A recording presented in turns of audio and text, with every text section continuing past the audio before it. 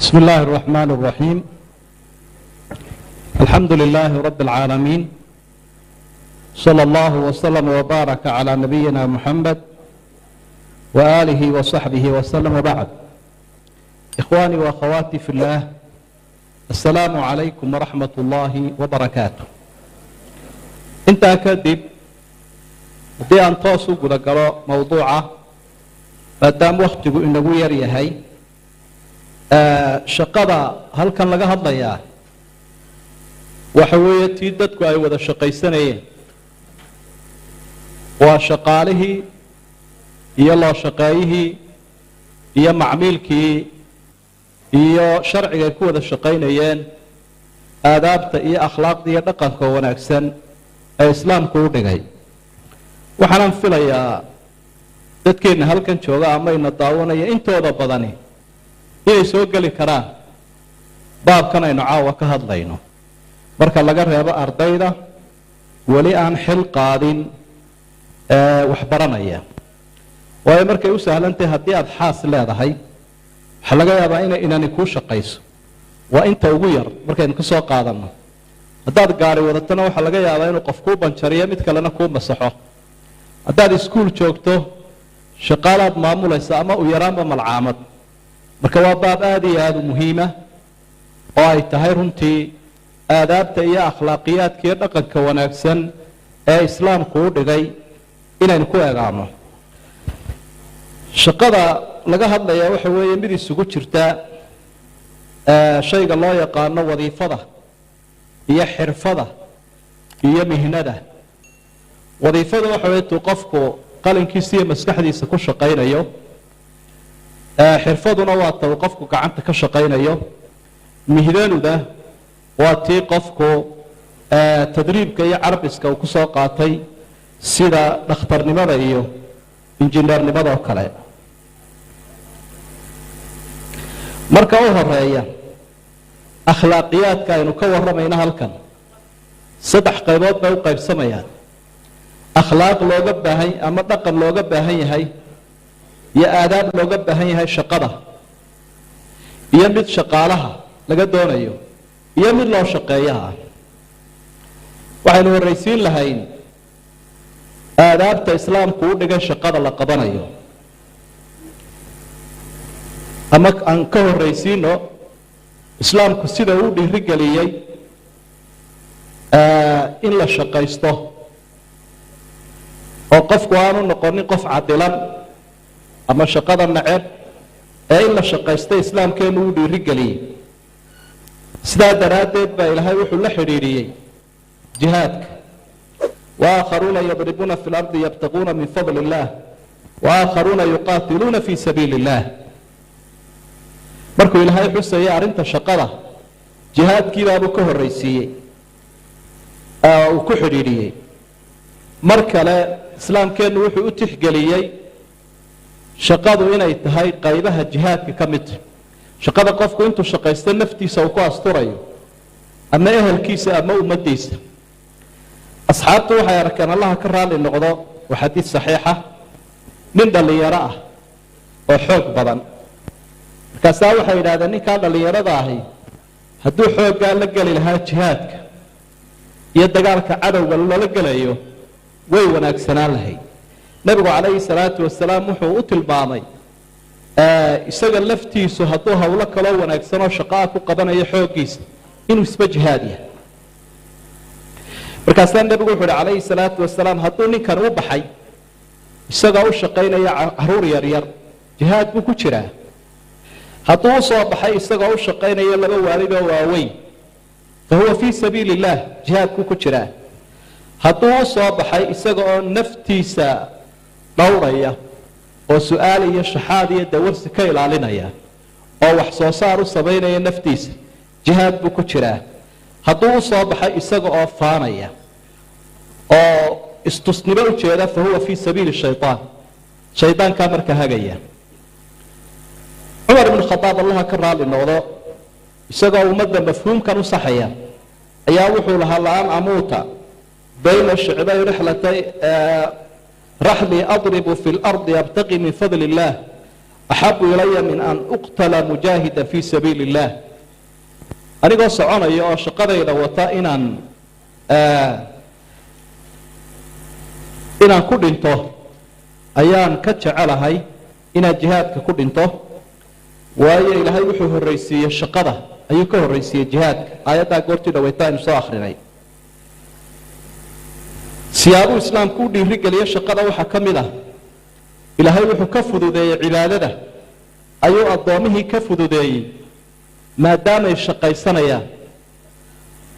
أو أي هاي قليان وصفر أي كتشران ومرنا أي جهاد قليان مرنا أي شقا كتشران إن ربك يعلم أنك تقوم أدنى من ثلثي الليل ونصفه وثلثه وطائفة من الذين معك آيات قيبت الدنباء waxaa ku jirta sababaha ilaahay ummadda ugu fasaxay faqra'u ma tayassara min alqur'aan calima an sayakunu minkum marda wa aakharuuna yadribuuna fi lardi yabtaquuna min fadli illah dad bukaa jira dad shaqaysanayaana way jiraan oo shaqadii ku soo daalaya oo cibaadadii habeenkii aanay u sahlanayn siyaabo islaamku shaqada u dhiirigeliya waxaa ka mid ah inaynu shaqaysano oo aynaan cid culays ku noqonin waxaa tusaale uu ka dhigay ambiyadii ilaahay oo ambiyada markaad u noqoto waxay ahayn kuwo dacwadoodana wada dadaalka dunyada iyo xalaasha ay ku soo saarayaanna dhinac bay ka wadeen waa tusaale inoo yihiin ambiyada ilaahayna nabiyullaahi aadam calayhi salaam waxa uu ahaa beeraha ayuu qodi jiray nebi ibraahimna waxa uu ka shaqayn jiray dharka iyo ganacsiga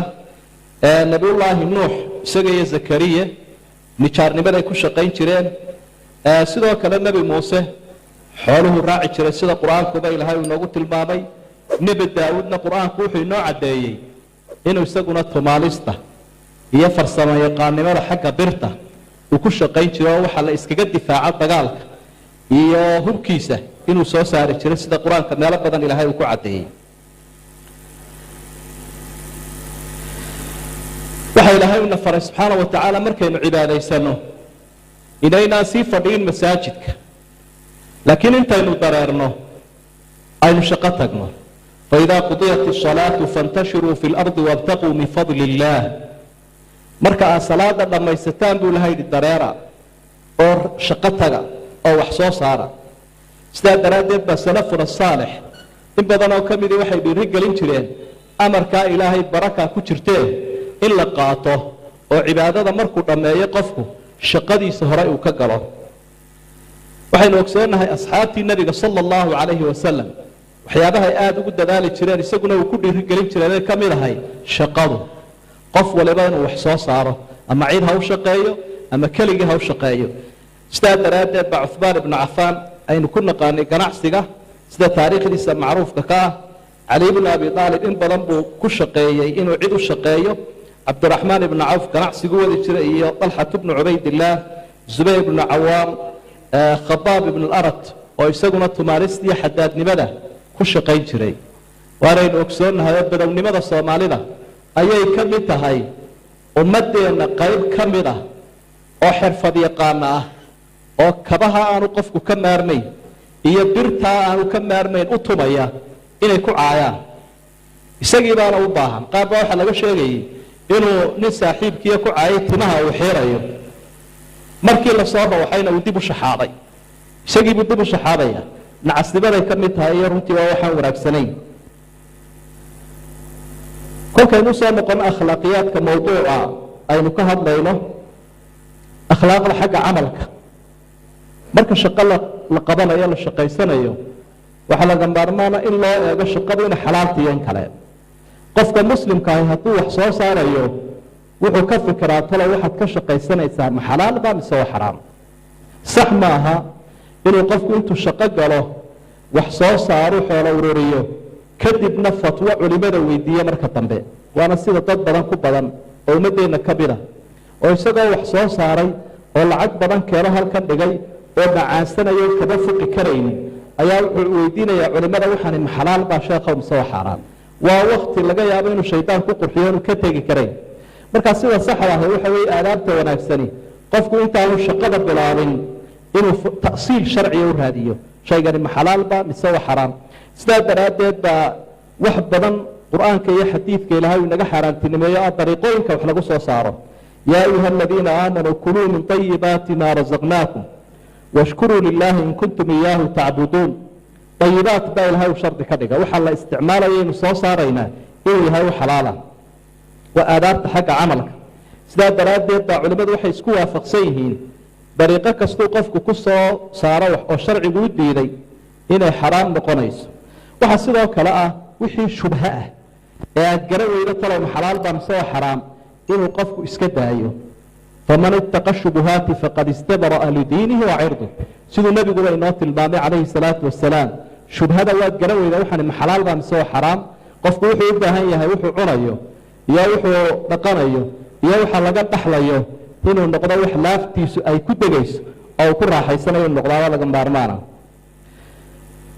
wax badanoo maanta aynu wax ku soo saarnaba islaamku uu xaaraantinimeeyey ummadaha gaaladana laga yaabo dadka qaarkood inay kaga daydaan isku qoran ma yihin iyagu waxay yaqaanaan sidee wax loo soo saaraa maa loo kasbaa laakiin inagu waxaynu ka fikiraynaa inagoo diinteenna raacayna iyo akhlaaqiyaadka camalka shaygaasi ma xalaal baa mise waa xaraam islaamku wuxuu diiday khamriga qamaarka baasha la yidhahdo ribada laaluushka sixirka in wax lagu soo saaro doofaarka iyo in laga shaqaysto tuugada iyo taqriirka dadka in la khiyaabeeyo marka aada la shaqaysanaysa ama wax isweydaarsanaysaa waa dariiqooyinka xaaraamta ah islaamku uu diiday kuwa iyo qaar kaloo badanba waxaa ka mid ah ummaddu marka la wada shaqaysanayo ibraamu caqdi alcamal in heshiis jiro adaabta camalkay ka mid tahy intaynaan gaarin shaqaalaha iyo loo shaqeeyaha adaabta waxaa ka mida in heshiis jiro waxaa lagu heshiinayaa wuxuu noqonayaa camalkani ama shaqadani noocay noqonayso shaqadan wakhtigeeda iyo shaqadan lacagtiiyo adduunka lagu qaadanayo innagu marar badan baa sharciga intaynu fudaydsanno ayaa waxa dhacday in hadhowto la isqabsado soomaalida waxyaabaha ku badan bay ka mid tahay labada qof waa ehel maalan waa saaxiib marka wuxuu odhanaya hebelo hawshaasaan wadaaye aynu iska sii bilowno maya aynu heshiis qorno oo inagu de waynu saaminsana miyaynu iskhilaafaynaa innagu waxaynu isku qabsanaynaa ma jiro sidii baa lagu bilaabayaa waxbaa la soo saarayaa goordhobaa la isku qarxayaa marka garta loo qaada laydhaa maxaa ku heshiiseenna waxay leeyihin waxba markhaatiyaal ma lahayd maya qoraal miyay lahayd maya annagii iyo ilaahay unbaa sogay marka arrinkii wuu soo ururaya waxyaabaha had iyo jeer keeno weeye ummaddu inay iskhilaaftay kala dhimato marka caqdigaas heshiiskaas wuxuu keenayaa labada qof dariiqaday ku heshiiyeen ma waxay ahayd mudaaraba ma waxay ahayd inay shuraakoobeen miyay isu shaqaynayeen heshiisku noocuu ahaa marka heshiiskaa la galo shareecadu waxay taqaanaa mid walba wixii ka ratibaya ama ka imanaya aadaabta camalka waxaa ka mid a isnaadu camali ilaa man tatawaafaru fiihi alkifaaya shaqada in loo dhiibo qof ku habboon hadday shaqadii tahay dowladda iyo tii sharkadda iyo tii shaksiga shaqo walba waa in loo dhiibaa qof qaban kara oo qofkii munaasibka ahaa iyo meeshii ku munaasibka ahayd waa laysla doontaa sidaa daraaddeed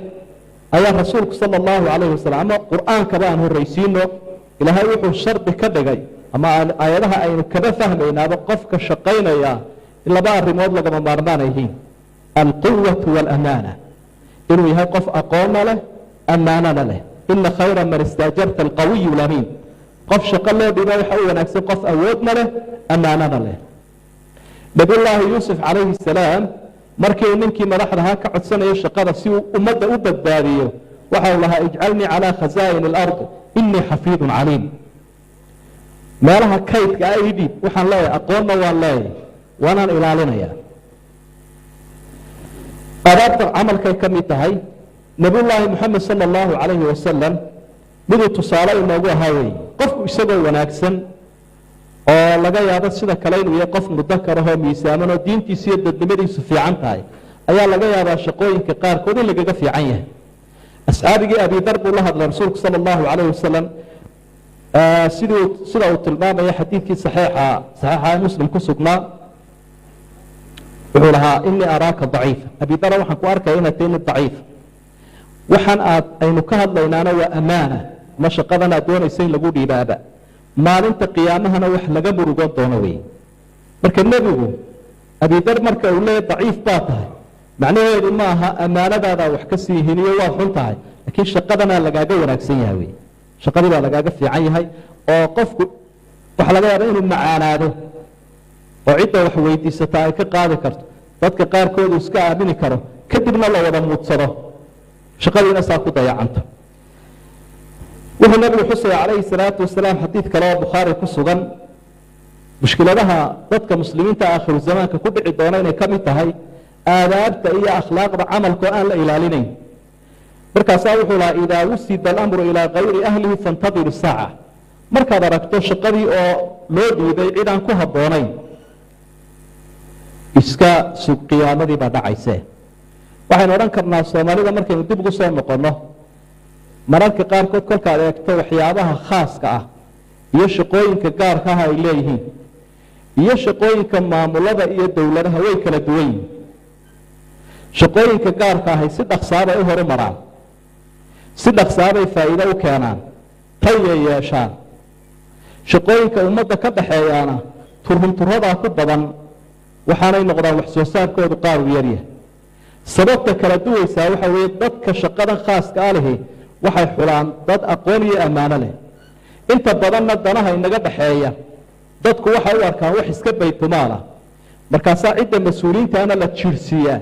mas-uuliyiinta qaarkoodna xulashadii baa ka xumaata markaasaa waxaad arkaysaa wixii caamka ahaa iyo wixii khaaska iyagoo kala dheereeyey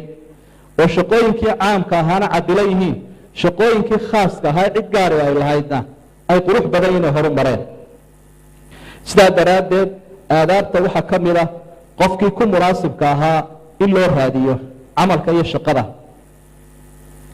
nabiyullaahi moxamed sala allahu calayhi wasalam kolka asxaabtiisa la eego waa kala yaqaanay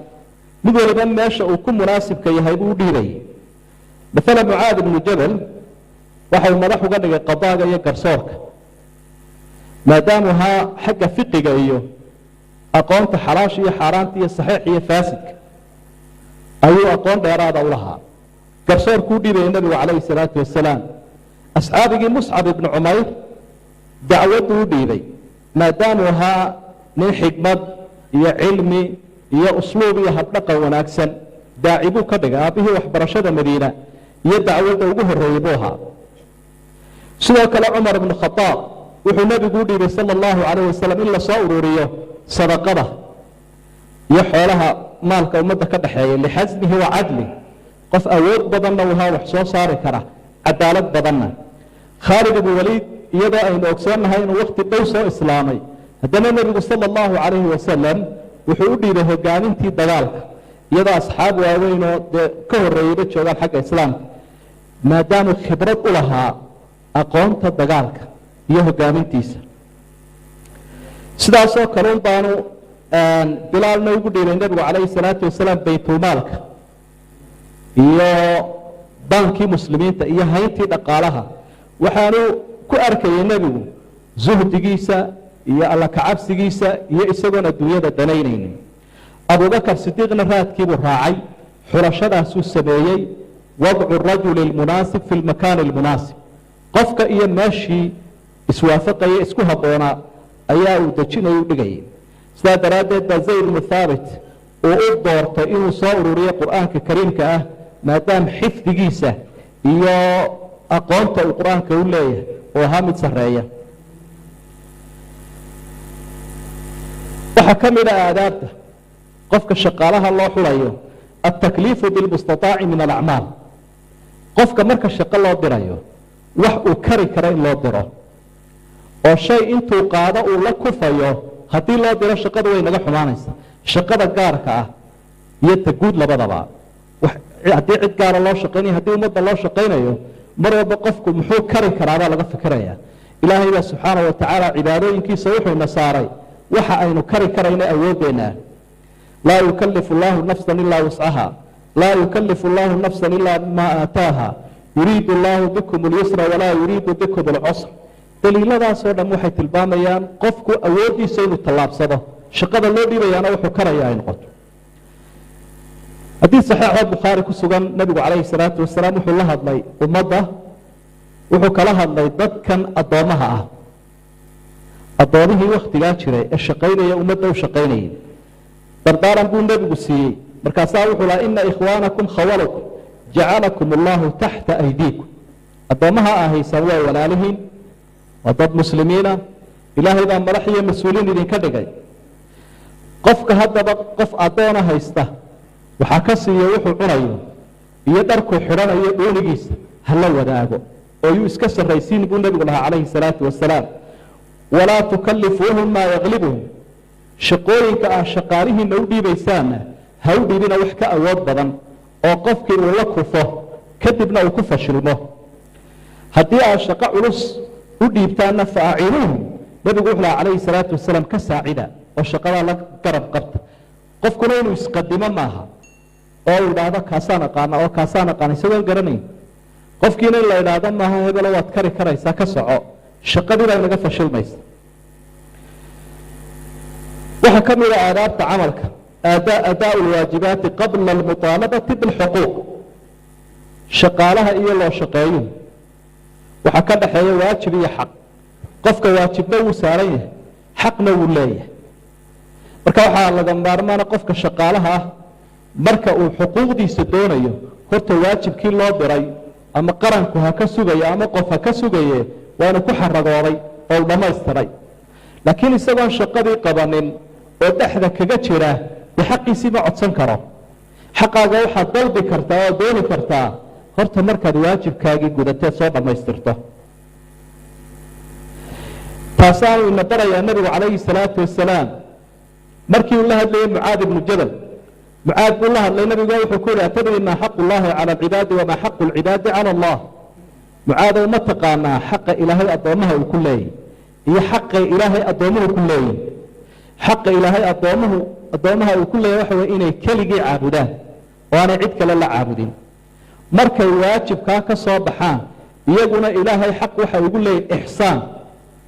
إذن إلهي وحبكم قصب كرتين إنه تشنده قالوا النار تكبت باديو إلهي سبحانه وتعالى عابدي بالله عابده يقول سيدا كدغاي مركب بني آدم ككلك aad wax u qabanayso u shaqeynayso horta shaqadaada waa inaad hagaajiso aad dhamaystirto kadibna xaqaaga aad mutaysanayso aadaabta ka mid tahay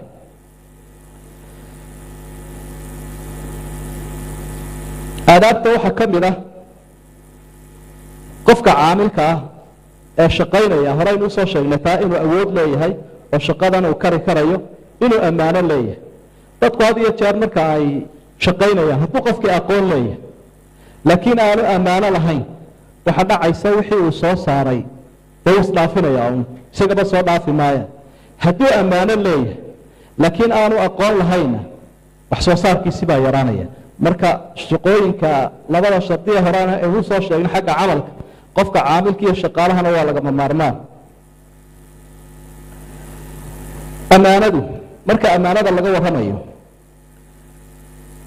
waxay leedahay usluub badan iyo waxyaabo badan oo loo ilaalinayo waxyaabaha waxa kamid ah qofku shaqadu qabanayo ama dawladda ha u qabanayo ama cid gaar ah waa inuu ka ilaaliyaa waxa la yiraahdo qishka wax isweydaariska taasuu nabigu ka digay markuu lahaa marqashana falaysa minna waxaan sax ahayn inuu shaqadii dadka kula dhaqmo oo wax isweydaariyo waxa kamid ah inaanu uga faa'iideysanin shaqada danihiisa gaarka ah sidaa daraadeed ayaa nabigu wuxuu noo diiday sala allahu calayhi wasalam waxa loo yaqaano hadiyat lilcumaal in hadiyad la siiyo dadka shaqaalaha ah qofkii waa madax shirkad buu ka madax yahay wasaarad buu ka madax yahay dadku waxyaabay had iyo jeer uga baahanayaan oo xilka u hayo daraadeed hadiyaday la soo doontaa rasuulku sala allahu calayhi wasalam waa diiday sidaa garanaysa xadiidkii caanka ahaa nin buu nebigu u diray inuu maal soo ururiyo markii uu keenay wuxuu leeyahy intanna haddaa muslimka tiin idinkaa leh intanna anaa leh waa kii nebigu ka xanaaqay calayhi salaatu wasalaam nin barkuu fuulay waxay leeyihin maxay ku dhacaysaa qof shaqaale ah intaanu shaqo u dirno inuu wixii uu keena qaybiyo oo uu yidhaahdo intanna anaa leh intanna idinkaa leh bal muu guriga hooyadii iyo aabbihii fadhiistuu aaday in wax loo soo hadeeyey in kale ila shaarkiibuu gashan yahay ummadda oo ku faa'iidaysanaya marka arrintaasina hadiyada noocaas oo kaleana garsoorka qura kuma gaar ahee cid kasta ummadda xil u haysa xilkaa hadiyada lagu siinayan hore loo siin jirin dibna loo siinay xaaraan bay ka noqonaysa isaguna waa inuu ka feejignaado iska ilaaliyo waxa ka mid ah aadaabta inuu ilaaliyo adawaadka shaqada waxa lagu shaqaynayaa uu kala duwan yahay gaadiid buu noqon karaa qalab buu noqon karaa ammaanada ayay ka mid tahay waxyaabaha uu wax ku soo saarayo hayo inuu ilaaliyo gaadiidkii ummaddu ay wada lahayd maalan inta uu shaqada hayaabuu isticmaalaya gaadiidka sharkadda telefoonkii sharkadda intay shaqadu jirtaa buu isticmaalaya marka shaqadu ay dhammaatana dhinac buu iska dhiga u xaraynaya cumar ibn cabdilcasiis allah raximahullah waktigii ummadda islaamka madaxda u ahaa ayaa nin barasaabadiisii gobolada ka mid ah ayaa u yimi warbixintii buu siiyey dhulkii uu madaxda ka ahaa intii shaqadu ay u socotay layr baa u baxayey laambadba halkan baxayso dee beriga hore laambad baa la shidan jiray triiga weyni ma jirin markii warbixintii ay dhammaatay iyo arrimihii dowladda laga hadlayay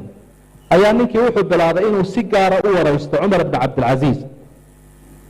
markuu arkay inuu ka baxay hawshii dowladda ayuu laambadii baktiyo tu kala siraaday ninkii baa wuxuu ku yidhi malaha waxa fiicnayd inaad taa hore inoo dayso taasaaba yaro iftiin weynayda ba intii hore arrinka ummaddaynu haynay sidaa daraaddeed faynuuskii ummadda ay noo baxayeen imikana dan gaaraynu ka hadlaynaa taadi iyo tayda ah taydan gaarkaabaynu shidaynaa waa wax aynu odhan karno waa laynagaga horeeyaa haddaynu nahay ummadda islaamka madaxweynayaasha maraykanka waa dhegaysanayseen waxa lagu haystay wuxuu isticmaalay telefoonadii white house-ka guriga cad telefoonadiisiibuu markuu wax kaambeyn garaynayay ayuu isticmaalay waa lagu haystay marka arrintaasina runtii waxa ummadda ka dhaxeeya akhlaaqiyaadka camalka waxa ka mid ah inta ummadda loo shaqaynayo shirkad iyo shaksiba ayuunbaa la isticmaali karaa waxa ka dhaxeeya ummadda marka kale qofku xaaladiisa gaarkaa u baxana wuu joojinayaa waxa ummadda ka dhaxeeya akhlaaqiyaadka looga baahan yahay qofka shaqaalaha waxa ka mid ah itqaanu lcamal shaqada inuu sugo oo uu ku xaragoodo oo xumaantiiyo ceebta iyo hagrashada uu ka ilaaliyo ilaahay baa ku jeclaanaya taa nebigu sala allahu calayhi wasalam waxa uu ku yihi xadiis saxiixoo muslim ku sugan in allaha yuxibu idaa camila axadukum camalan an yutqinahu ilaahay midkiigu jeclaanaya inuu ilaahayna jeclaadaana wax weyn weeye markuu shaqo qabto ee shaqadaa uu ku xaragoodo hagaajiyo islaamku ma yaqaano waxa la yidhaahdo qawda maqashii waxna ha u qaban inaad gebgeblayso inta lagu arkayana si gaara aad u shaqayso aad nooc gaara noqoto marka lagaa tagana nooc gaara aad noqoto nin baa jiray dabadaha ka yimid oo magaaladeennan u bari yimid dadka qaarkood baa laga yaabaa de inay aada u soo yaro sharaabaan waxyaabaha meelaha lagala yimaado guri bay u dhisayeen qolo shaqaalaah inta uu la joogo aad bay u socodsiiyeen shaqada wuu ka tegayoo uu qaba doonto wuxuu u soo noqday iyagoo wax yar ku daray kolkaasaa wuxu uhi ilmaadeerayaal ma markii aan idinka tegey ayaa ashahaadateen macnaheeda maxaad u fahmaysaa ma markiibaa muslim noqoteen muslimkaa wax khiyaameeya buu ku leeyahy ma markiibaa ashahaadadii ugu khiyaamayseen buu marka waxaynu u baahannahay runtii qadiyadaasi aada iyo aad bay muhiim u tahay qofku inuu iska eego isha ilaahay subxaana wa tacaala ilaahay baa eegaya addoommaha inuu iska eego maaha wixii lagu ballamay waa inuu hirgeliyaa uu fuliyaa waxaa ka mid a ikhlaaska ikhlaaskuna tii horun buu soo gelaya qofku waa inuu daacad yahay shaqooyinku ma soconayaan si gaarah iyo si guudba qofkani waxaa ilaahu ka dhab noqdo shaygani markuu qofka ka dhab yahay ayuu laabtiisa u sii daynaya oo wakhtigiisa iyo xooggiisana wada siinaya waxa daacadnimada la yidhaahdaana wax sahlan maaha waxaa ka mid a aadaabta camalka aliltizaamu biandimati alcamal shaqadu nidaam bay leedahay waxbaa la kala qortay nebiguna wuxu uhi almuslimuuna calaa shuruudihim dadka muslimiinti waxay leeyihin inay ku wada soconayaan shuruud hadday maamul tahay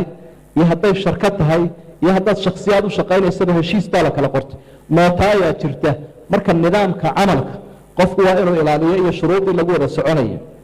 taasoo uu ka mid yahay xagga waqtiga qadiyada waqtigu wax sahlan maaha mushaharkaaga iyo waqtigu isu miisaaman yahay haddaad 8 saacadood shaqaynayso mushaharna aad qaadato maalintii ama bishii aad qaadato way isku tirsan yihiin markaad saacad maqnaato ama laba maqnaato intii ku beegnayd xaaraan bay ka noqonaysaa arrin aad u waa wax aad loo fudaysado dadku qof waliba goortuu doono imanaya goortuu doonana wuu iska tegayaa mushaharkaaga haba yaraado iyo waqtiga lagu ballamay la shaqeeyaa waa isku dhigmaan marka inta aad maqan tahay xaq uma lihid inaad wax ku qaadato marka qadiyadaasina aad bay muhiim u tahay waxa ka mid ah aadaabta daacatu lmas-uuliin in la kala tala qaato oo qofka goobtan madaxda ka ah haddii laga tala qaadan waayo ama amarkiisa la diido ama la khilaafo nooc khiyaamaad ay noqonaysa ilaa wixii lagu ballamay ayuu qofkani weydaartay aadaabta waxaa ka mid ah atacaawun fi ladaa marka la wada shaqaynayo in la iskaashado ilahay baa wuxu uhi watacaawanuu cala albiri waataqwa walaa tacaawanuu cala alifmi waalcudwaan shaqaale way iscaawinayaan kan baa maqan ka kalaa kabaya waa in kaalin buuxis dadku ay noqdaan oo labada qof ay isdhammaystiraan oo shaqaale ay iswada dhammaystiraan si aanay shaqadii u dayacmin waxyaabaha ay ku hirgelayaan wey waxaa ka mid ah aadaabta aliltizaamu biadaa'i alwaajibaati asharciya inagu dad muslimiina bayna markaynu shaqo qabanayno waa inaynu shaqadeenna ku habaynaa oo aynu ku xisaabtannaa goormaa la gudanayaa waajibaadkii ilaahay nagu lahaa subxaana wa tacaala u fiirsada hadday xukuumad tahay iyo haddii ay sharkado tahayba gaab looma sameeyo oo laguma dhex daro goormaa la tukanaya salaadihii goormaa la tukanaya inaanay shirarkii iyo shaqadii ku beegmin alla idhaahdo jimcada waktigaas sidaasaa loogu talagelaya salaada waktigeedu waa caynka hadday tahay goobtii waxbarashada goobtii wax laga maamulayay goobtii shaqada laga qabanayay jamaca iyo cibaadada waa in loogu talagalaa iyo shaqaaluhu siday u gudan lahaayeen oo aanay cibaadadii noqonin waxa ma la isku qabsado ama tuugo noqda dadkeenna debadaha hadday markay gaalada u shaqaynayaan maro badan soonkiiyo salaaday xaraan oo qofku soonkiisi iyo salaadiisii uu la dhuumanaya dee cibaado lala dhuumanayana socon mayso marka waxaynu u abuuranay markaynu adduunkan joogno inaynu ilaahay raalli gelino subxaana wa tacaala shaqooyinkaynu qabanayno dadka muslimiinta weliba mas-uuliinta iyo madaxda waa inaanu shirku iska socon oo aan la iska buuqayn iyada adaankii socdo waraysiyadaad waxaad ka dhex maqlaysa adaankiina wuu socdaa waraysina waa lagu jiraa ama shirar baa lagu jiraa sameecadaad ka maqlaysaa codkii laga soo duubay waa nasiib daro nusuus aad u fara badan baa taanayna farayso ay noo tilmaamaysa aadaabta camalka waxaa ka mid a weli qofkii shaqaalaha baynu ku jirnaa xusnu tacaamuli maca almuraaجiciin dadka macmiilka ah qofku inuu si wanaagsan ula dhaqmo dantiisuna way ku jirtaa waxaa ku jira qofkii uu shaqaynayay iyo isaga labadoodaba dantooda ku jirta marka qofka muslimkaa nabigu wuxuu faray sala allahu calayhi wasalam inuu kelmadda wanaagsan ogaado weji furfuran ku qaabilo waxaa la inoo xayeysiiyaa dadka ummadaha ay dadka qofka baraan oo idhahdaan suuqgelinta iyo qofku kasta marka siduu u qancin lahaa ama had iyo jeer u qaabili lahaa islaamkeennaa ka horeeya cid walba marka waa inuu noqdaa qof bashaasha oo aada u wanaagsan oo codkiisa iyo soo dhoweyntiisu dadka ay deeqayso waxaa laga yaabaa qof inaad aragtay isagoo meel wax ka iibsanaya meel kalena ka bayraya oo markaad tidhaahdo halkaasaad la xidhiidha halkaa maxaad u daysay alaab wanaagsan baaba haysaaye waniba mid weji cabuusa haysta inuu ku idhaahdo goobtaa iyada ah qofka jooga ma yaro furfurna hebelkaasaa laakiin hadalkiisaaba ku deeqaya marka qadiyadaasina iyaduna aad bay muhiim u tahay qofka shaqaalaha marka la eego nusuus iyo daliiladuna way badan yihiin waxaa ka mid a aadaabta shaqada ixtimaalu ladaa dadku had iyo jeer kolka aad u shaqaynayso mararka qaarkood baa laga yaabaa in rafaadkaagu iyaga raaxo u yahay waxaan serviska la yidhahda ama khadamaadka oo dhan khidmad haddaad aragto qofku markuu khidmad iibinayo isaga rafaadkiisu dadkanuu raaxo u yahay intuu iibinaya waa rafaadka sidaa daraaddeed dee dad baa dhibaya oo waxaan nasi iyo waxaan nagadaa buuqa ku badanaya marka waa inuu dulqaad sameeyaa haddii la dirtay oo uu yahay kii u shaqaynayay qofkii xoolaha lahaa kasta markii waa inuu macmiilkii wanaajiyaa sida ugu shaqaynayo waxa aynu usoo gudbi lahayn akhlaaqiyaadka laga doonayo qofka رب العمل كأه أما الله شقينا يوم دي هلا وحنا كسر على الشقرة قفك شقينا يا آدابتي سي شقرة قفك الله شقينا يا وحكوك أخلاقيات كلا جدونا يا دفع أجرة العامل قفك يشقينا يا وأنا هراي كسيا وحي أمتيستي حقي سأمرها واجب كي قلت نبي الله محمد صلى الله عليه وسلم حديث صحيح البخاري كسوغا كتاب الأجرة وحاول الصدح قف إلهي بأوحي أني قال لدو ذي مالنت قيامة صدح ذا وحكم إذا رجل استعمل أجيرا فاستوفى منه ولم يعطيه أجره وقف شقالات درتي شقدي مركي أقدم ما يستران أو شقدي كدم ما يستي أياوحي وروريتشيي إن المشقات سيسيو أرنتاس خطر طبعا بالله وحيابها الشقالة أنا عقدت كوا بروي هدي بيل لقو سينايو يا هدي ويك لقو سينايو يا هدي يوم لقو سينايو سلا مركو الشقالة لما هو إلا لقو تلقلا إلا لقو رامي قليتها وحكم إلى آدابت العدل والإحسان إلى عدالة دي شرطه وعدا لا شقينا يا وإلى عدالة سمين يسا شقالها إلهي يقول إن الله يأمركم أن تؤدوا الأمانات إلى أهلها إن الله يأمر بالعدل والإحسان وإذا حكمتم بين الناس أن تحكموا بالعدل نصوصوا البدين هدو كيسو دوية ما دام صاحبكي أما حسبكي سي أما غيركي سياي كوا كلام الضياع يدير فينيو وظلمي يحدده marka cadaaladu waa laga maarmaan waxa sidoo kale kamida waxyaabaha laga doonayo qofkan loo shaqeeyaha inuu qofkan shaqeynaya wixii uu kula heshiiyey marka uu wax ka dheeraada u dirayo waa inuu ama raali geliyaa oo uu ku qanciyaa inuu qabto ama wax loo saarayo loo kordhiyaa 3 saacadood baa lagu heshiiyey waxaan overtime-ka la yidhaahdo 10 saacadood baa shaqo loogu baahday shaqeeyo waa inaanu odhanayo in laga heshiiyaa intaas ay nagu soo baxdo dheeraada miyaad qaban karaysa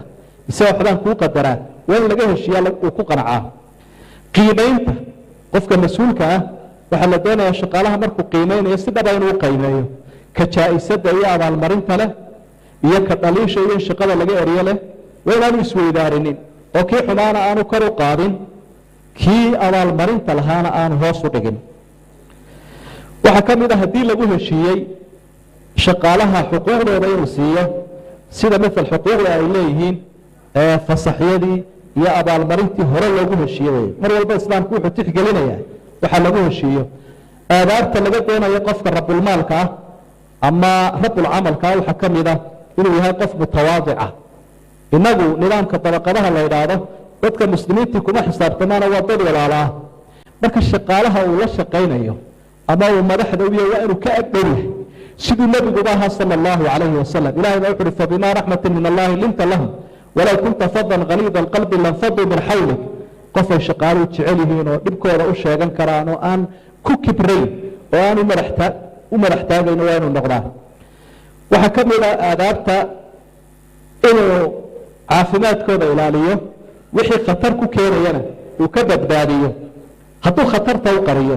ama shaqooyin laga yaabo in lagu inbadeelayo kiimikadooda oo lagu dhagabeelayo iyo godad lagu dhacayo iyo meel laga soo dhacayo iyo qalabkii la gashanayay haddaanu intaa u wafirin oo aan u hirgelinin nooc dulmiya bay noqonaysa waxaana laga yaabaa mas-uuliyadda iyo waxa ka yimaada in isaga lagu xukumo waa rasuulku wuxuu sala allahu calayhi wasalam laa darara walaa darara ma jiro qofku inuu naftiisa dhibo lama ogola in isaga la dhibana lama ogola wadararu yuzaal waa qawaacidda shareecaddeena ka mid marka qofka shaqaalaha wax kastoo khatar keenaya waa in laga badbaadiyaa ama loo sheegaa hadduu isagu ku galayo waa xaalad gaara kolley mawduucu waa ballaaran yahay waktiguna waa soo urursan yahay waan dadejiyey iyadoo aan isla balaxad ka yar gaargaarsiisid dhib badan baa ka jira walaalayaal shaqada iyo shaqaalaha ummadaha gaaladu markay arrinkan ku rafaadeen berigii hore dadka burjuwaasiyiinta ah ee maal kalebaa jaqi jiray dadka shaqaalaha waqtiyadii dambe kuwa la iska ridayna waxaad moodaa inay ka badbadiyeen shaqaalahoodu ay dadkii dulmiyeen oo mudaharaadkay sameeyeen dal iyo dadba uu kharaabinayo innaga waxa dhacda waddanka gudihiisa marar badan baa waxaa laga cawdaa inaan shaqo jirin laakiin dhabnimo shaqaalaha liita shaqaaleyna waxay doonayaan inay shaqo yar qabtaan mushaharkeeduna uu badan yahay waqtigeeduna uu badan yahay ikhtiyaarkeeduna uu badan yahay sidaa daraaddeed ayaa shaqadii socon weyday dadka qaarkoodna markay dawladda shaqaale aada u shaqaynaya ka keensadeenna haddana dhib baa ku dhacay marka waxaynu u baahannahay in arrinkaa la isdul taago thaqaafadan iyo aqoontanna ummadda la siiyo si qof waliba xaqiisa u qabto iyo waajibka saaran iyo xaqiisa kadibna shaqooyinkeena iyo horumarkeena dal iyo dadba uu hagaago aad iyo aad baa mahadsantihiin wasalaamu calaykum waraxmat ullahi wabarakaatu